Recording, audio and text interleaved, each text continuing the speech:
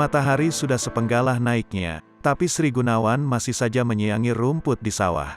Dia tidak ingin rumput-rumput liar tumbuh di sekitaran padi pariwulung yang dia tanam dengan teknik khusus. Dipadukan dengan padi warna hijau biasa, padi yang dia tanam di sawah menjadi sebuah gambar yang sangat eksotis.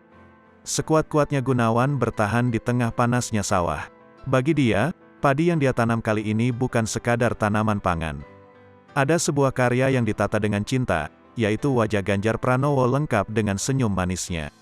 Saya mencoba tetap menanam dan bertani dengan sentuhan seni, barangkali bisa mendatangkan tambahan pendapatan, kata Sri Gunawan, Selasa, tanggal 8 Maret tahun 2022.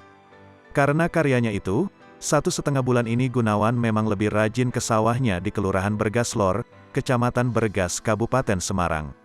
Ada tugas yang dia emban di kelompok sadar wisata di kampung halamannya.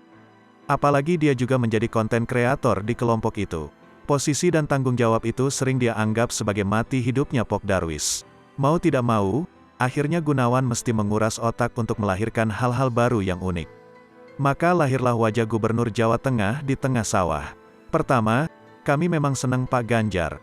Yang kedua, kebetulan ada komen untuk menggambar Pak Ganjar. Ya, kami desain dan kami gambar Pak Ganjar, tutur Sri Gunawan. Ternyata, wajah Ganjar di tengah sawah itu sangat menarik bagi banyak orang untuk berdatangan. Terutama para netizen, setelah gambar itu diunggah di media sosial. Apalagi gambar di tengah sawah itu dipotret menggunakan drone, yang semakin menambah daya pikat bagi siapapun untuk mendekat. Bahkan ribuan orang sudah berkunjung untuk melihat langsung.